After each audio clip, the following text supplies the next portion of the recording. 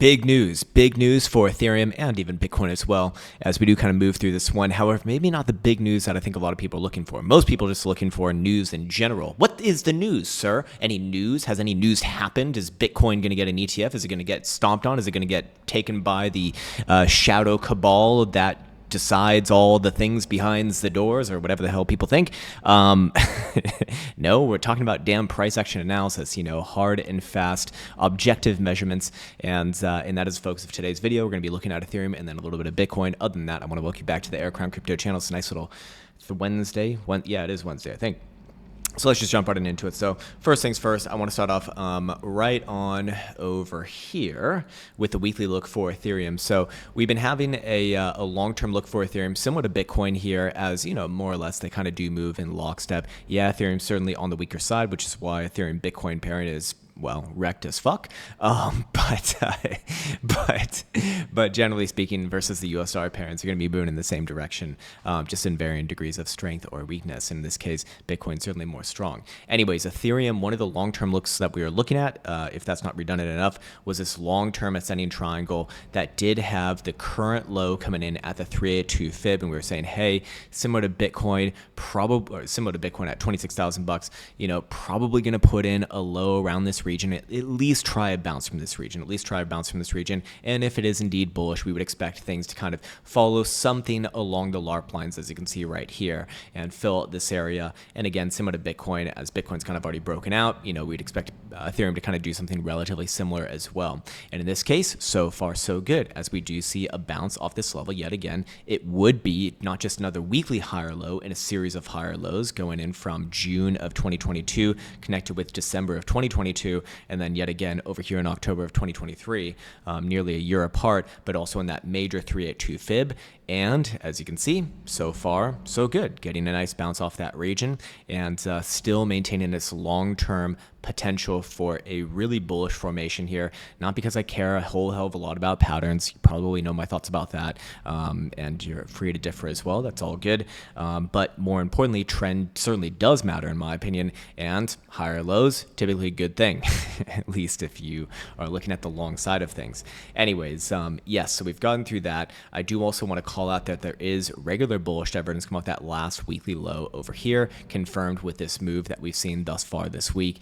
And that is coming alongside a weekly jewel signal that is now supported by DMI as of this week. Yeah, we want to see it close, of course, to really confirm that one, but so far so good. You can only do so much in 1 week, right? One thing before the next, as we like to say.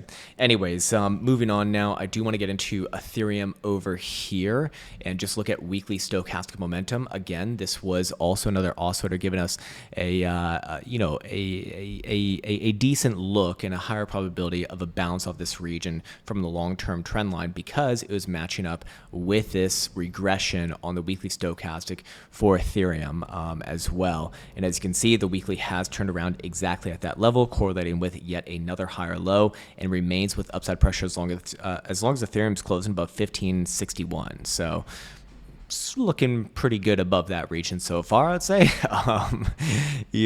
Crazy things do happen in cryptocurrency land, but my main point is that long-term Ethereum still maintains that bullish scenario, and it becomes more and more probable as things bounce and continue off this region, thus indicating another higher low and a series of higher lows. And yeah, technically speaking, because that is an ascending triangle, it would have an implied move. And for what it's worth, if Ethereum were to actually break out and bust through the top of this range here to, above the current highs from April of 2023 at just above 2146, then yeah, there would be an implied target, basically in alignment with the bull trap that we did see in March of 2022 at 3,500, 3,600. For what it's worth, I do think that there'd be several steps along the way. In fact, I'd have a really keen eye along about 2,800, 2,900, just to be fair. And in fact, I'm going to mark that off right now. These things very likely do take a lot of time, but seeing as Bitcoin's kind of already broken out, we probably would expect Ethereum to do the same thing, maybe at a later date, especially when considering that weekly volatility still at, the lowest level that it's really ever seen ever. So, this is baking in a pretty significant move, all things considered, and seeing that as it does still maintain those higher lows, maybe biased towards the upside, which is always going to be biased towards the side that has either higher lows or lower highs. highs, of course. I mean, that's like rule number one of trading. Follow the fucking trend, for the love of God. Jesus Christ. Anyways, yeah, so we've gone through that. Also, big news for Ethereum is this. Going over to this chart, we can see that on the monthly time frame, it's going to have a chance to close. Let me actually go to a more longer term chart of Ethereum, actually. That would be better.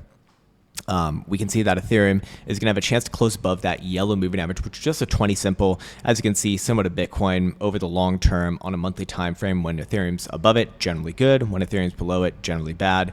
And it's going to have a chance to actually bust back above this month in just 7 days from now, with any sort of a closure above 1764, which right now it's about 20 bucks above.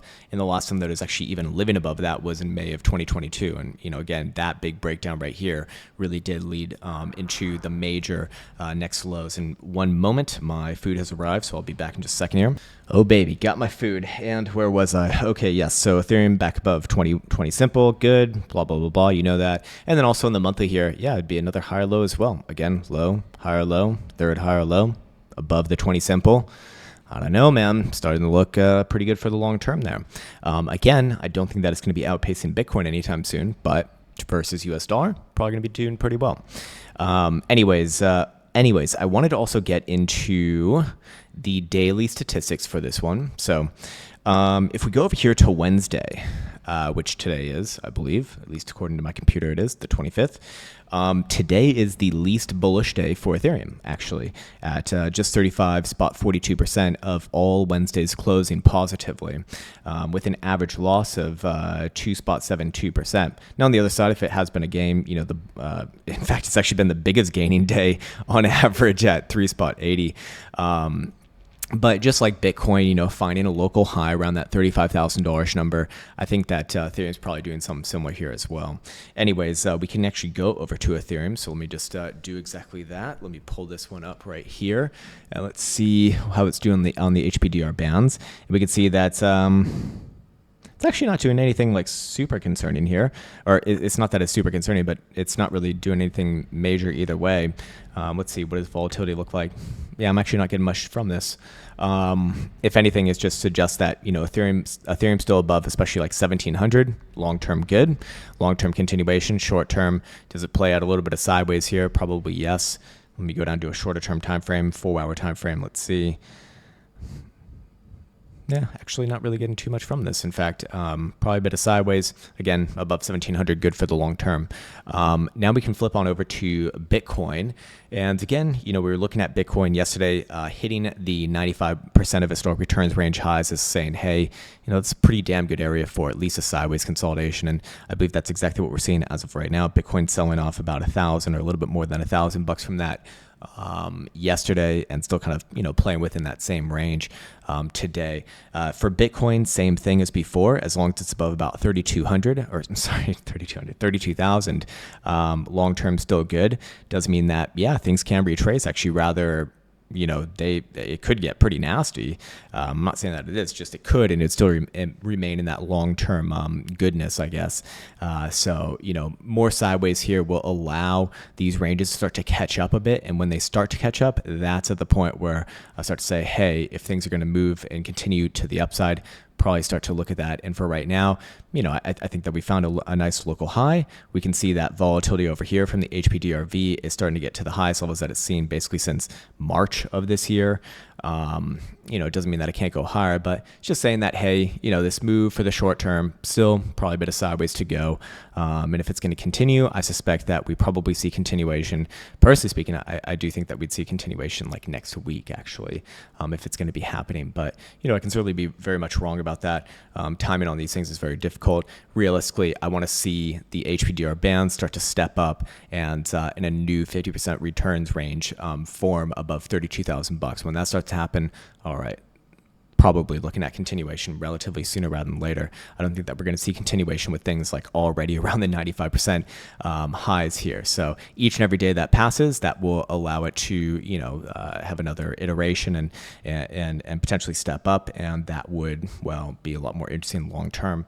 For what it's worth, it'd be extremely unlikely to see it bust above $40,000 here from exactly here today. Might change tomorrow. might definitely change tomorrow. But again, takes its time, I suspect. So do keep that in mind. Also, we can just go check out Bitcoin statistics as well for the day. Seeing that it is Wednesday, 43.75% of Wednesdays have closed positively for an average gain of about 2.5% on the bullish side and a loss of about 2.15% on the bearish side.